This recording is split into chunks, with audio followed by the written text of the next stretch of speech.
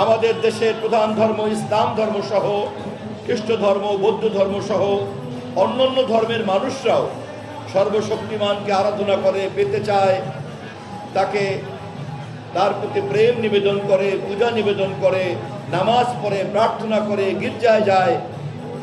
এই তৎপরতাকেও ইসকন এবং এই রথযাত্রার অনুসারীরা আপনারাও সম্মান করেন এবং শ্রদ্ধা করেন। অতএব একথা পরিষ্কার, প্রকৃত ধর্মবিশ্বাসীরা অন্য যে কোনো ধর্মবিশ্বাসীকেই তার বিশ্বাসকে সম্মান করেন, কেননা তারা সকলেই ঈশ্বরের প্রেমিক। আমি শাশ্বতকালের এই বাণীকে স্মরণ করিয়ে দিচ্ছি আজকের আপনাদের এই মহা উৎসবের মধ্য দিয়ে। কিন্তু খুবই দুর্ভাগ্যজনক, কেউ কেউ আমাদের ধর্মবিশ্বাসকে পুঁজি করতে চায়। AKS অর্জন করল গিনেস ওয়ার্ল্ড রেকর্ডস। AKS আমরা আমাদের দেশে যেমন এই অপতৎপরতা দেখি, তেমনি আমরা প্রতিবেশী রাষ্ট্রেও দেখি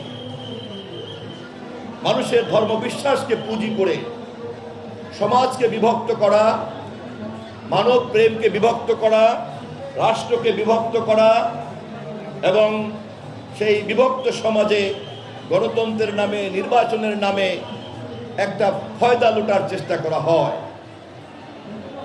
আমরা যারা প্রকৃতভাবেই সকল সম্প্রদায়ের, সকল ধর্মের মানুষের ঈশ্বর প্রেমকে সম্মান করি, আমাদেরকে সজাগ থাকতে হবে।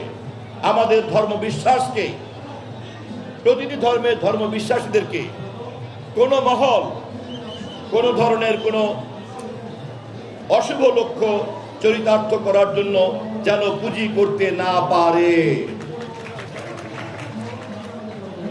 নিজের ধর্মবিশ্বাসে অটল থেকে সকল ধর্মবিশ্বাসীদের প্রতি শ্রদ্ধা জানিয়ে সবাই মিলে শান্তিপূর্ণভাবে সহ অবস্থান এবং যার যার ধর্ম চর্চা করার এই পরিবেশই হচ্ছে অসাম্প্রদায়িক পরিবেশ, এই পরিবেশই হচ্ছে অন্তর্ভুক্তিমূলক পরিবেশ।